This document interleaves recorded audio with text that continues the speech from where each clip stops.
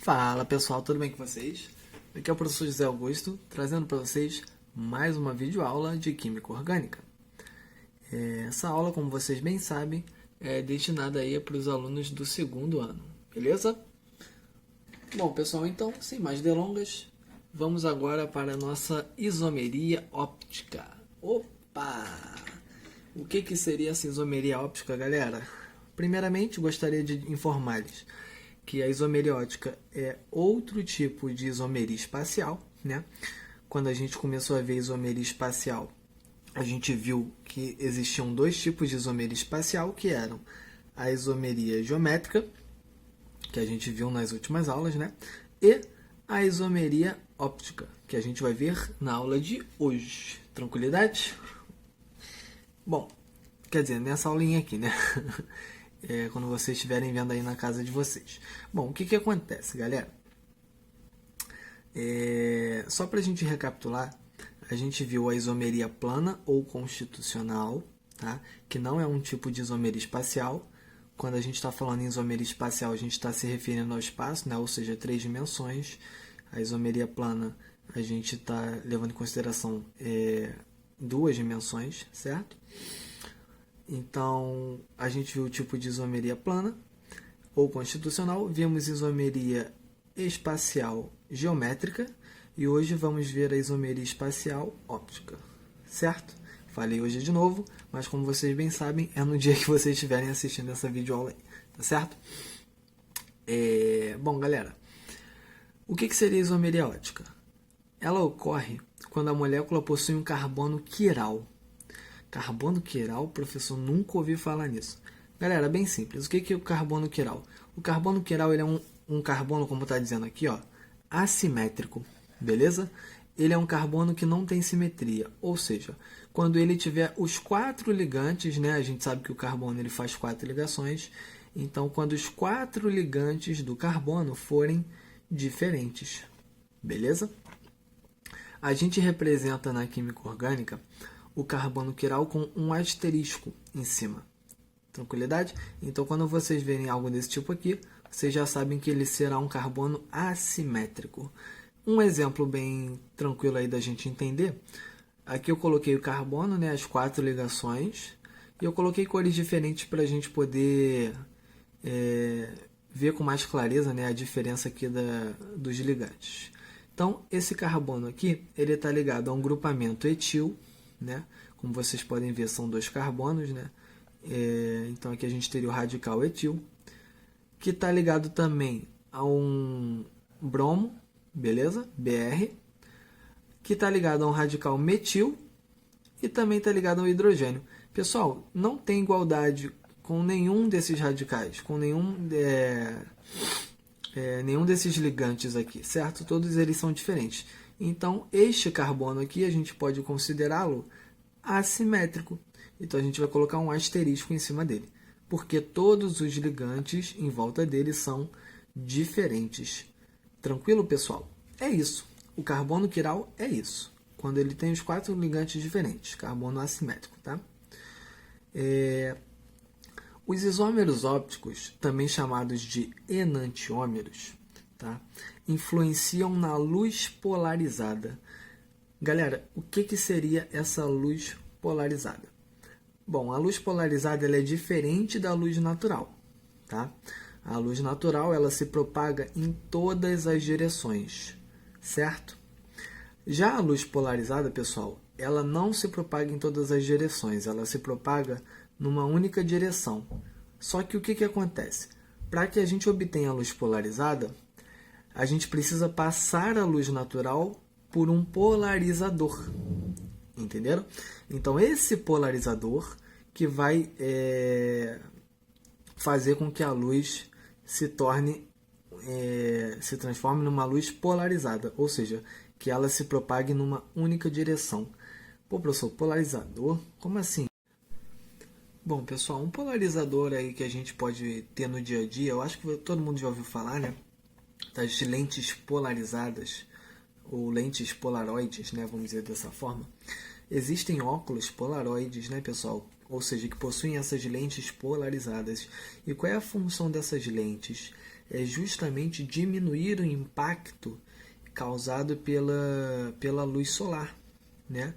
O reflexo da luz solar. Tem dias que o sol, por exemplo, está muito forte e a galera que tem essas lentes polarizadas, o dano sofrido pela intensidade da luz vai ser bem menor, tá? Justamente por causa disso. As lentes polarizadas, elas meio que funcionam como uma persiana, né? Vamos dizer assim. Então, elas meio que controlam a quantidade de luz que vai ser absorvida pelos olhos, né? No caso, a lente vai absorver essa luz. Entenderam? Então, essa lente polarizada, obviamente, ela é um pouquinho mais cara, justamente pelos benefícios, né? Ela é mais indicada aí para pessoas que dirigem constantemente no dia a dia, enfim, pessoas que têm fotossensibilidade ou coisa do tipo, beleza? A questão é, a luz polarizada é diferente da luz natural, porque ela se propaga em uma única direção, tá certo? E aqui, galera, é o seguinte, esse esqueminha aqui, ó. Vamos supor que a luz passou por um polarizador, né? E a substância desviou essa luz para a direita. Quando isso acontece, a gente chama essa substância de destrógera, certo? Destrógera, destro lembra direita, certo? Destrógera é quando desvia a luz para a direita. Beleza? Botei até aqui um alfa positivo. Agora, quando a substância desvia a luz para a esquerda, a gente vai chamar ela de levógera. Tranquilo, pessoal? Então, destrógera para a direita, levógera para a esquerda, quando o desvio acontece para a esquerda. Tranquilo? Bom, então, continuando aqui, pessoal. Agora a gente vai ver o que seria uma mistura racêmica, tá? O que seria essa tal de mistura racêmica aqui? Bom, vamos lá. A mistura racêmica, pessoal, ela possui quantidades iguais dos enantiômeros destrógeros e levógeros. 50% de cada um, né? Por quê? Essa mistura racêmica é como se fosse algo que se anulasse, né? Porque pensa comigo, se eu tenho metade das substâncias destrógeras desviando a luz polarizada para a direita e a outra metade está desviando para a esquerda, as direções elas vão se anular, certo? Então isso é uma mistura racêmica, sempre que a gente tiver metade e metade. Tranquilidade? Continuando. Número de isômeros ópticos ativos e inativos. Bom, galera, aqui a gente tem um exemplo de uma molécula hipotética, né? Eu botei R1, R2, R3, R4 como se fossem radicais, tá? Todos esses radicais são diferentes entre si, tranquilo? Só para a gente ter uma ideia, todos são diferentes entre si. Eu botei o asterisco aqui do carbono assimétrico, do carbono quiral, né? Então aqui, ó, pessoal, o isômero óptico, quando a gente... Vamos imaginar que esse cara aqui, ele esteja de frente para um espelho, tá? Qual seria o reflexo desse cara no espelho?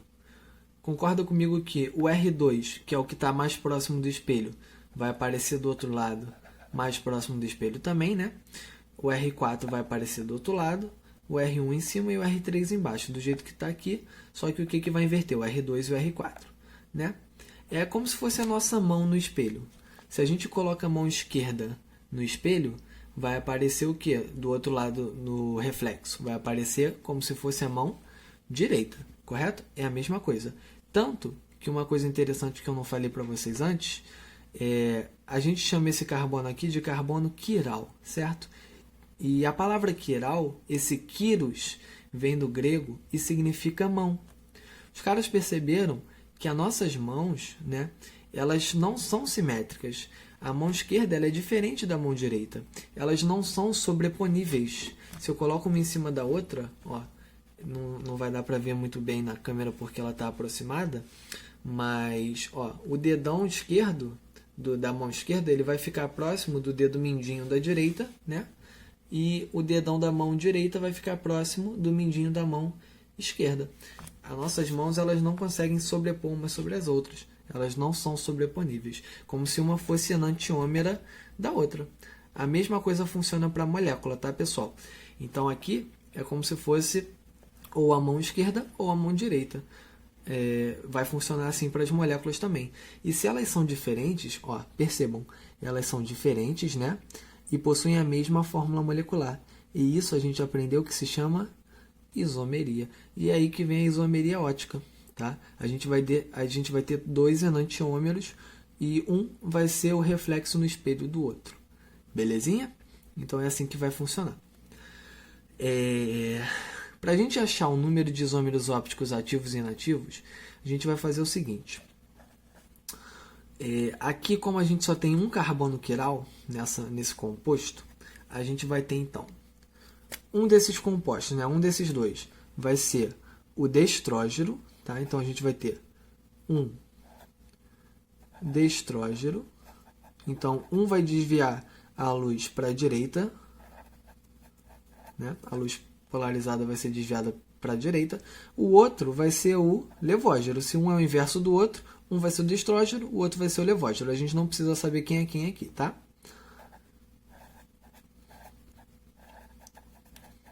Bom, se houve desvio em ambos esses casos aqui, ó, se houve desvio em ambos desses casos, a gente chama esses caras de isômeros ópticos ativos, tá?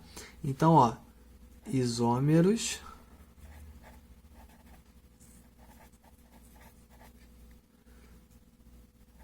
ópticos ativos. Se houve desvio, é porque o isômero é ativo, tá? Opticamente falando. Mas tem a possibilidade de termos 50% destrógeno e 50% levógeno. Não tem essa possibilidade? Quando a gente tem ambos 50%, 50%, o desvio vai se cancelar. O desvio se cancelando, não há desvio da luz polarizada. Se não há desvio, considera um isômero óptico inativo. Tá? Então a gente tem a chance de ter uma mistura racêmica, né? E essa mistura racêmica, ela é considerada então como isômero óptico inativo, tá? Deixa eu botar aqui, ó. Isômero óptico inativo. Vou colocar aqui, isômero óptico inativo. Beleza, pessoal? Então, ó, quantos ativos a gente tem? 2. Quantos inativos a gente tem? 1. Tranquilo? Que é a possibilidade de ter um isômero óptico inativo aqui seria tendo uma mistura racêmica nesse sentido aí. Tá?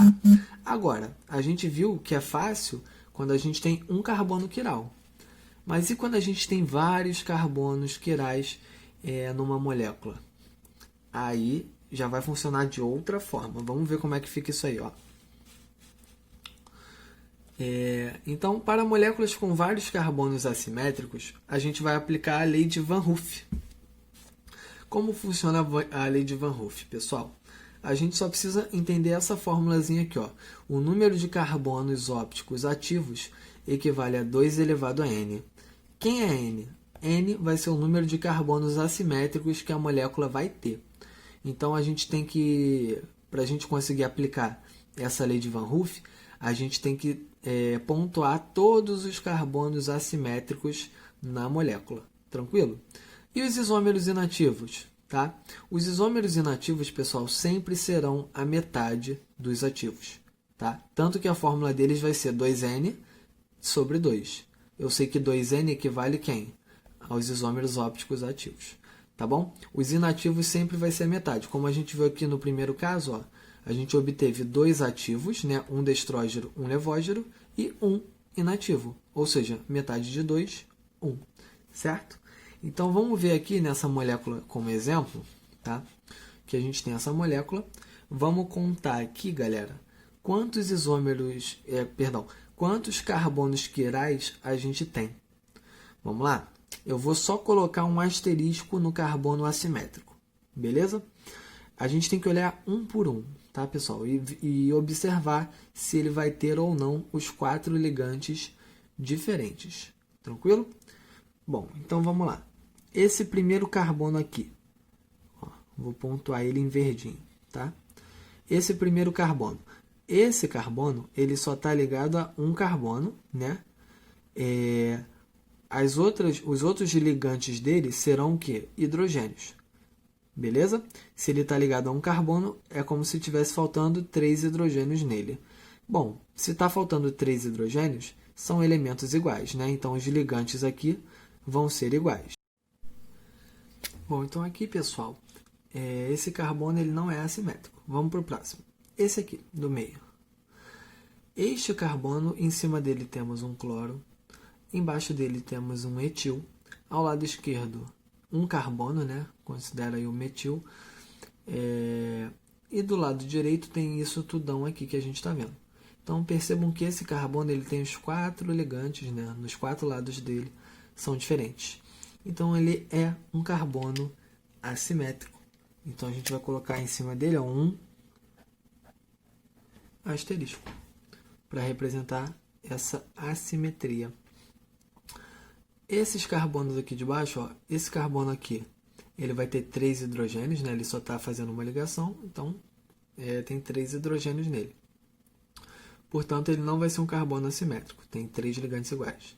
Esse carbono aqui, ó, para cima, ele tem isso tudão aqui, para baixo ele vai ter um carbono, né?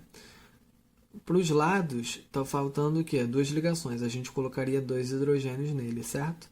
2 hidrogênios conta como 2 ligantes iguais. Então, ele também não pode ser um carbono assimétrico. Esse carbono aqui, ó, notem, a gente está olhando um por um, tá, pessoal? Isso aí é questão de hábito. Conforme a gente for fazendo uns exercícios, uns exemplos, vocês vão ver que vai passar batido. A gente vai fazer isso muito mais rápido, tá? Esse carbono aqui, ó, ele também está ligado na direita, né? Isso tudão. Na esquerda, isso tudão. Só que está faltando 2 ligações nele, que são 2 hidrogênios. Portanto, 2 ligantes iguais já desconsidera a possibilidade dele ser assimétrico. Esse carbono aqui do meio, para cima e para baixo já dá para ver que ele tem metil, né? Para cima e para baixo, metil são ligantes iguais, então ele não pode ser assimétrico. Esses carbonos aqui, ó, das metilas, também não são assimétricos porque cada um tem 3 hidrogênios. Vamos agora para esse aqui do meio. Para cá, para a direita, a gente tem isso tudão. Para a esquerda, a gente tem isso tudão, que é diferente do da direita. Para baixo, a gente tem hidroxila. E para cima, a gente teria um hidrogênio. Então, 4 ligantes diferentes nesse cara, ele é assimétrico. 2 asteriscos. Ó, esse aqui e esse aqui, ambos, né, tem 2 hidrogênios cada um. Ambos estão fazendo 2 ligações. Ó, esse aqui está fazendo com carbono na direita, com carbono na esquerda. Para cima e para baixo vão ter 2 hidrogênios, né? Tá faltando 2 ligações nele, a gente considera hidrogênio. Assim como esse cara aqui, ó, tá faltando 2 hidrogênios. Então, são 2 ligantes iguais em cada um, eles não podem ser o quê? Assimétricos, né? Esse carbono aqui, galera. Esse carbono aqui para a direita, ele tem metil. Para cima, ele tem etil, né? 2 carbonos. Para a esquerda, isso tudão aqui. E para baixo vai ter um hidrogênio. Então, esse carbono aqui, ele é assimétrico. Beleza? Esse carbono é assimétrico? Não. Por quê? Porque ele tem 3 hidrogênios ligados a ele. Esse carbono vai ser assimétrico? Também não. Ele tem 2 hidrogênios ligados a ele. E esse aqui de cima também não vai ser porque ele tem 3 hidrogênios ligados a ele. Tranquilo, pessoal? Então, qual foi o total de carbonos assimétricos que a gente conseguiu identificar aqui nessa molécula?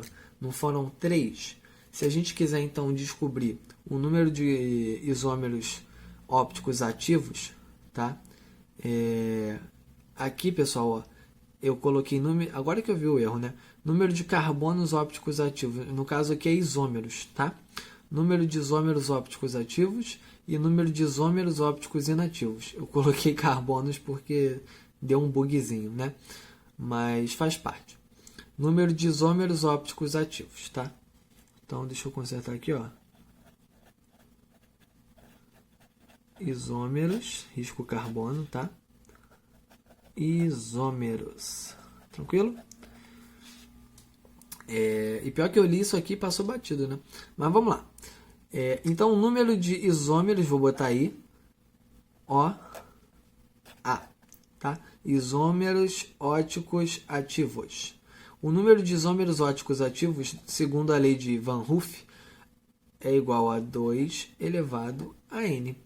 Quem é N? N é o número de carbonos quirais. Quantos carbonos quirais a gente encontrou para essa molécula, pessoal? Não foram 3? Não estamos vendo 3 asteriscos? Então, o resultado aqui vai ser 2 elevado a 3, que é igual a 2 vezes 2, 4 vezes 2, 8, né? 2 ao cubo, 8. Então, a gente tem 8 isômeros ópticos ativos, correto? E quantos isômeros ópticos inativos a gente tem? Pessoal, os isômeros ópticos inativos sempre serão a metade dos ativos. Quanto que a gente identificou para os isômeros ópticos ativos? Não foram 8? Então, aqui vai ficar 8 divididos por 2, que é igual a 4. Pergunta de prova, né? Concurso, enfim. Quantos isômeros no total essa molécula tem, né? A possibilidade. Pessoal, isômeros no total a gente considera tanto os ativos quanto os inativos. Então, a gente somaria os dois. 8 mais 4, 12. Tá? Então, percebam que a gente pode ter várias perguntas, né? Quantos isômeros ópticos ativos? Quantos inativos? Beleza? Quantos isômeros no total? E assim por diante, né, pessoal? Bom, então, para a gente ficar craque nisso aqui, vamos ver mais alguns exemplos? Deixa eu pegar aqui. Só mais 3 exemplos, tá, pessoal? Coisa rápida, a gente resolve isso aqui. Bom, se vocês quiserem pausar aí para tentar realizar esse exercício, não, né? Esses exemplos aqui, ele quer saber quantos isômeros óticos ativos existem nos compostos a seguir. Então, a gente tem esses 3 compostos e a gente vai contar os isômeros óticos ativos. Para que isso aconteça, primeiramente, a gente precisa saber quantos carbonos quirais, né, terão aí em cada um desses compostos. Beleza? Então, vamos aqui para o número 1. Vamos lá. Vamos começar por este carbono aqui, né? Lembrando que a gente vai ter que analisar todos os carbonos separadamente. Beleza? Então, vamos lá. Esse número 1 aqui. O primeiro carbono, ele tem 3 hidrogênios ligados a ele. Portanto, ele não pode ser assimétrico, tá? Este carbono aqui. Esse carbono, se a gente for olhar para ele, para cima ele vai ter metil, para a direita ele vai ter isso tudo aqui, para baixo um hidrogênio e para a esquerda outro metil. Olha só, então esse cara, né, é igual a esse cara. Então são 2 ligantes iguais. Então ele não pode ser assimétrico. Esse carbono aqui de cima. Esse carbono de cima tem 3 hidrogênios ligados a ele. Então, ele também não pode ser assimétrico porque ele tem 3 ligantes iguais. Esse aqui agora. Esse carbono aqui para baixo ele tem um cloro. Para a direita ele vai ter esse camarada aqui. Não sei se vocês conseguem identificar, mas ó, eu ia falar isso tudão aqui, mas esse tudão aqui a gente conhece, né? Esse tudão aqui, vê se vocês conseguem identificar, ó. Ligado, ó, são 4 carbonos, né? Vamos considerar isso aqui como se fosse um radical. Se isso aqui fosse um radical, só para lembrar, né? Não custa nada. Se isso aqui fosse um radical, ele não tem 4 carbonos? Então, a gente sabe que o butil, ele tem 4 tipos. Temos o butil, propriamente dito, que é o 4 carbonos em sequência, que não é o que está acontecendo aqui.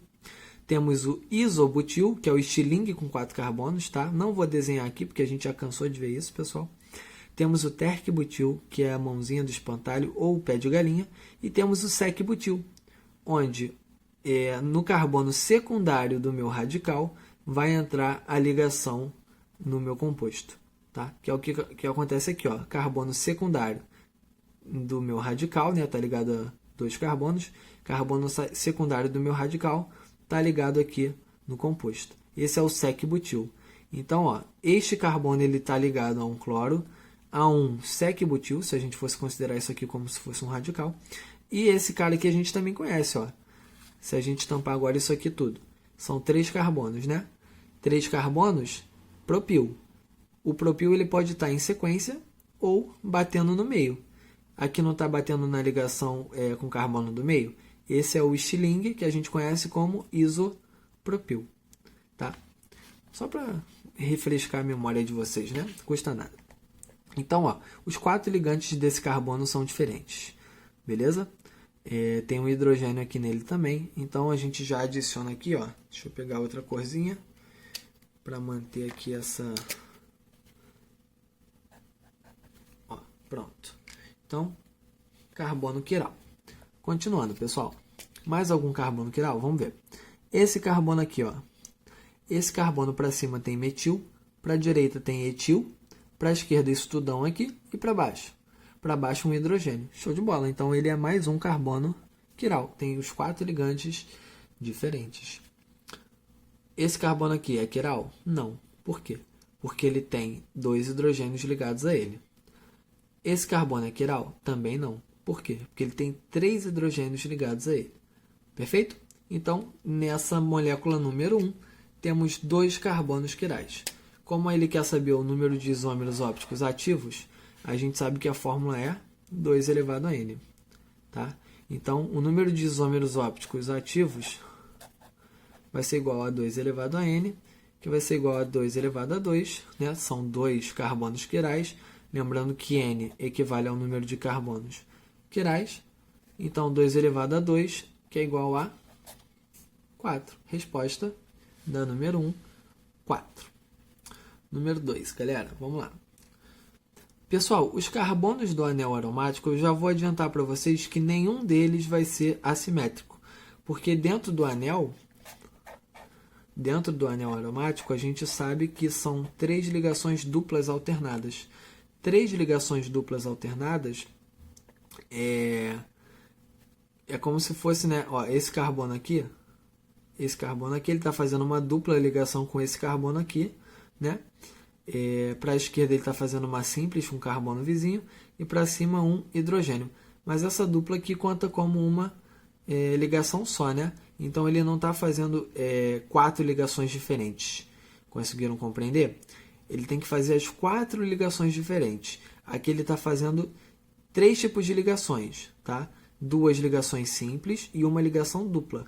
Essa ligação dupla completa as 4 ligações dele, mas ela está com o mesmo átomo. Beleza? Então, todos os elementos do anel não são considerados carbonos assimétricos. Beleza? Então, já vou descartar todos eles. Vamos para esse carbono daqui. Esse carbono aqui, para a direita, ele tem isso aqui, né? Para a esquerda, ele tem isso aqui. Para cima e para baixo, ele vai ter 2 hidrogênios. Tá faltando 2 hidrogênios em cima dele. Beleza? Esse carbono aqui, pessoal. Bom, esse carbono ele vai ter para baixo metil, para a direita etil, para a esquerda esse tudão e para cima um hidrogênio. Opa! Então, os 4 ligantes nesse caso são diferentes. Então, aqui sim ele vai ser assimétrico. Esse aqui é assimétrico? Não. Por quê? Porque faltam 2 hidrogênios, né? Ele tem 2 hidrogênios nele. E esse aqui? Esse aqui tem 3 hidrogênios, portanto, também não pode ser assimétrico. Número de carbonos assimétricos nessa molécula, 1. Então, quantos isômeros ópticos ativos a gente tem? 2 elevado a 1, que é igual a 2. Show? E para a gente poder finalizar, né? Vamos olhar esse último caso aqui agora. Número 3. Quantos carbonos assimétricos a gente vai ter? Primeiro carbono. Bom, o primeiro carbono, que é esse aqui, ó, da dupla O, ele está fazendo uma ligação com hidrogênio para a esquerda, para a direita isso tudão aqui, e para baixo ele só está fazendo a ligação com oxigênio, com essa ligação dupla aqui, né? Ele está fazendo uma dupla com oxigênio, conta como uma ligação só. Ele não pode ser assimétrico por causa dessa dupla. Portanto, é o mesmo motivo aqui, né, dos carbonos dentro do anel benzênico. Beleza? Os carbonos que fazem ligação dupla. Então, já descarta a possibilidade dele. Esse carbono aqui para cima está fazendo metil, né? Para baixo hidrogênio, para a esquerda esse cara aqui e para a direita um cara grandão aqui também, né? Então todos são diferentes. Então esse cara ele vai ser um carbono assimétrico. Esse carbono ele está fazendo para baixo uma ligação com bromo, para a direita esse tudão, para a esquerda esse tudão aqui que é diferente do da direita, né? E para cima um hidrogênio. Então ele também vai ser assimétrico. Esse carbono aqui, pessoal, ele está fazendo para cima a ligação com metil, para a esquerda esse tudão, para a direita esse tudão e para baixo o hidrogênio. Assimétrico também. Esquecemos de ver esse aqui, ó, da metila. Ele tem 3 hidrogênios, não pode ser assimétrico. Esse aqui da metila, mesmo motivo desse aqui, ó, 3 hidrogênios, não pode ser assimétrico. Esse carbono aqui, ele para a esquerda tem esse tudão, para a direita esse tudão, para baixo metil, para cima hidrogênio. É assimétrico, tá? Por enquanto temos 4 carbonos assimétricos. Esse aqui da metila, ó, não pode ser assimétrico porque ele tem 3 hidrogênios. Mesmo motivo desse e desse aqui, né? Esse carbono aqui, ele é assimétrico? Sim, ó. Para cima ele está ligado ao ciclopropil, para a direita esse cara aqui, né, o isopropil, a gente acabou de ver. Para a esquerda esse tudão e para baixo um hidrogênio. Então, também vai ser assimétrico. Os carbonos aqui, ó, dentro do ciclopropil, né, aqui dentro, também não vão ser assimétricos, porque, né, todos eles, ó, dentro do ciclo, eles têm 2 hidrogênios, né? Todos eles com exceção desse carbono aqui, né? Esse carbono aqui, na verdade, ele só tem um hidrogênio. Ele está fazendo 3 ligações, falta um hidrogênio em cima dele, tá? Mas para a direita e para a esquerda mantém-se uma igualdade nesse carbono aqui, dentro desse ciclo. Esses 2 carbonos aqui têm 2 hidrogênios cada um. Então todos eles aqui não podem ser assimétricos. Tranquilidade, pessoal? Continuando aqui, então, esse cara aqui, ele tem carbono assimétrico? Ele é um carbono assimétrico? Sim. Um hidrogênio para cima e não, perdão, pessoal, olha só, fiz confusão, dei mole. Ele tem um hidrogênio, né? Para a esquerda tem estudão, para a direita tem metil e para baixo tem metil também. Olha a confusão que eu fiz. Aqui, ó, deu igualdade. Então esse cara aqui não é assimétrico não, tá? Erro meu. Deixa eu apagar aqui, ó. Deixa eu botar marronzinho aqui, só para a gente anular esse asterisco aí, tá? E esses 2 aqui também não são assimétricos, porque em cada um faltam 3 hidrogênios. Show de bola?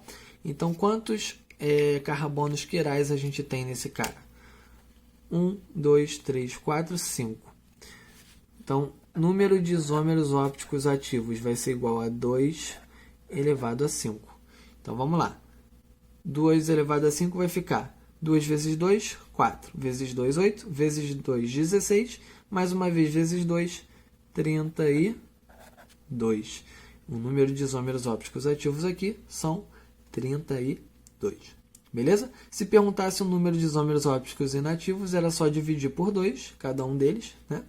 E no total, soma ativo com inativo. Acabou o problema. Beleza, pessoal? Então, nossa videoaula vai ficando por aqui. Agradeço aí para vocês mais uma vez pela atenção, tá? Espero que todos estejam bem. Cuidem-se, tá? Cuidem da família de vocês também.